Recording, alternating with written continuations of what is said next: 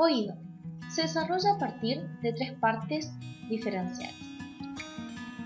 El oído interno, el cual a partir de los 22 días se observa un engrosamiento del ectodermo que va a formar las placas ópticas, que se imaginan y forman las vesículas ópticas.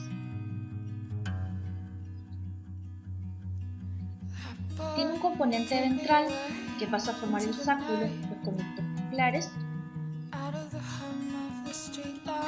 En la sexta semana, el sáculo se evagina inferiormente y forma el conducto coclear.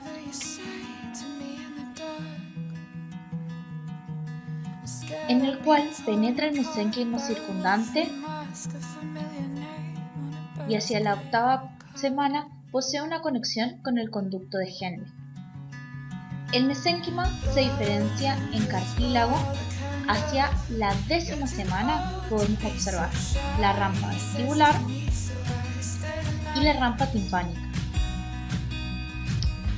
Estas se ven separadas del conducto coclear por la membrana vestibular y la membrana basilar.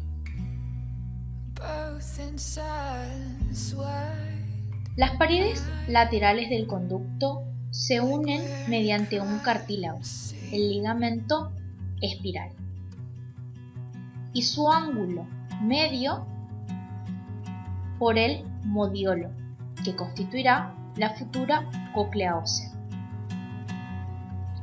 Las células espirales tienen un borde interno, el limbo espiral, y un borde externo, las células pilosas, que se ven recubiertas por la membrana tectónica.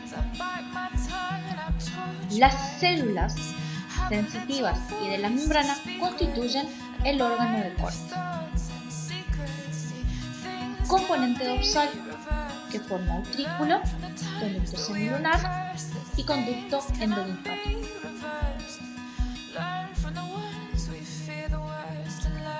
Hacia la sexta semana, los conductos semilunares son evaginaciones que se unen y se dilatan en un extremo para formar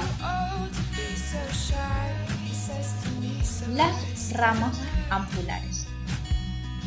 En el otro no se ensanchan y forman las ramas no ampulares, las cuales se fusionan en el utrículo. Este desarrolla una zona sensitiva, las máculas acústicas. Las células de la ampolla forman la cresta ampular de células sensitivas. Las células sensitivas junto con las máculas acústicas mandan sus impulsos a las fibras vestibulares del palo craneal 8. La vesícula óptica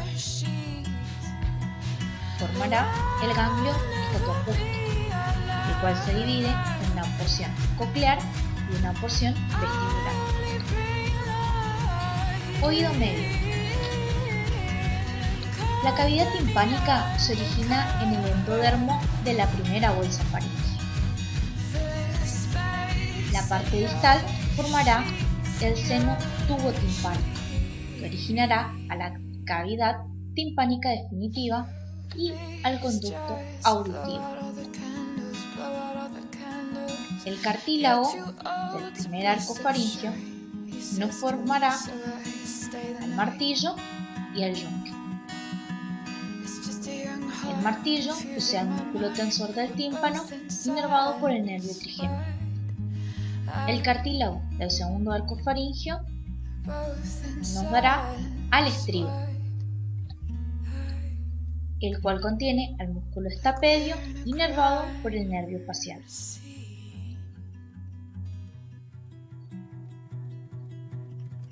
Oído externo. El conducto auditivo externo se desarrolla a partir de la porción dorsal de la primera hendidura faríngea.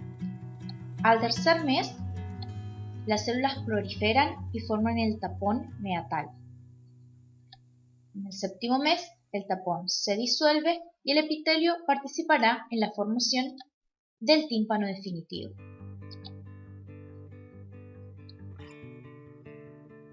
Tímpano o membrana timpánica. Posee un revestimiento ectodérmico en el fondo del conducto auditivo, un revestimiento endodérmico en la cavidad timpánica, un revestimiento de tejido conjuntivo que formará el estrato fibroso. El pabellón auricular se forma a partir del primero y segundo arco faríngeo y rodeará a la primera hendidura faríngea formando al montículo auricular, que se fusionará formando el pabellón auricular definitivo. Ojo. A los 22 días, los ojos aparecen como unos surcos a los lados del prosencéfalo, el cual se evaginará y generará las vesículas ópticas, las cuales, con algunas células ectodérmicas, se elongará y formará la plácoda cristalina. A la vez, las vesículas ópticas se invaginan y generan la cúpula óptica. Posteriormente, la plácoda se invagina y se transforma en las vesículas cristalinas. La cúpula óptica va a poseer a la fisura coroide, que permite el paso de la arteria hialoidea. Durante la séptima semana, los labios de la fisura con la boca de la cúpula se convertirán en una abertura circular, la futura pupila. En la quinta semana, la vesícula cristalina se deposita en la boca de la cúpula óptica.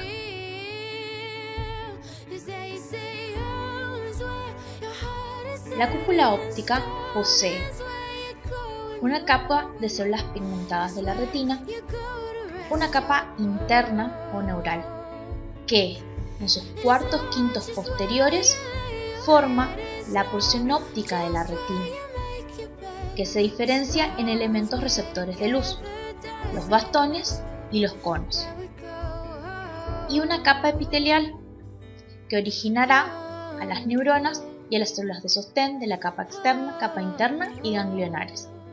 Y el quinto anterior de la capa interna es la porción ciega de la retina, que se divide en la porción iridia de la retina y la porción ciliar de la retina. La porción ciliar está cubierta por una capa de mesénquima, que formará el músculo ciliar y está conectada a una red fibrosa elástica por el ligamento suspensor. El ectodermo de la capa interna nos dará el músculo esfínter y el músculo dilatador de la pupila. Primordio ocular. Al fin de la quinta semana, este se diferencia con rapidez y posee una capa externa que se desarrolla en la coroides y la esclerótica. La esclerótica tiene continuidad con la dura madre y envuelve al nervio óptico. La mesenquimatosa se diferencia en la cámara anterior con una capa interna situada delante del cristalino y el iris y una capa externa que es continua con la esclerótica y se forma a partir de ectodermo superficial, estroma y una capa epitelial. La cámara posterior es el espacio que se encuentra delante del iris y detrás del cristalino. Las cámaras están comunicadas entre sí por la pupila y contienen al humor acuoso.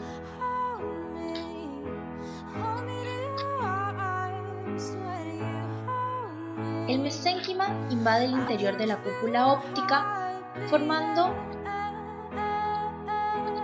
los vasos hialoideos que irrigan al cristalino y a la retina.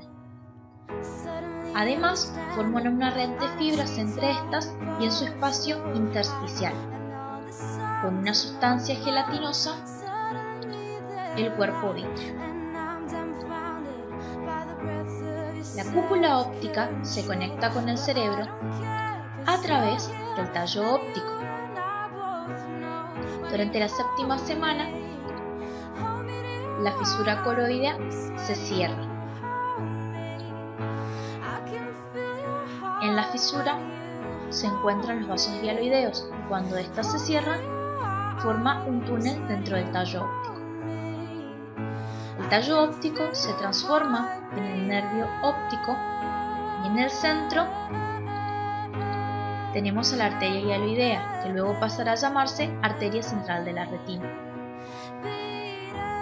Y en la capa externa tenemos la continuación de la coroides y de la esclerótoma, que son capas de la piedra madre que envuelven al nervio.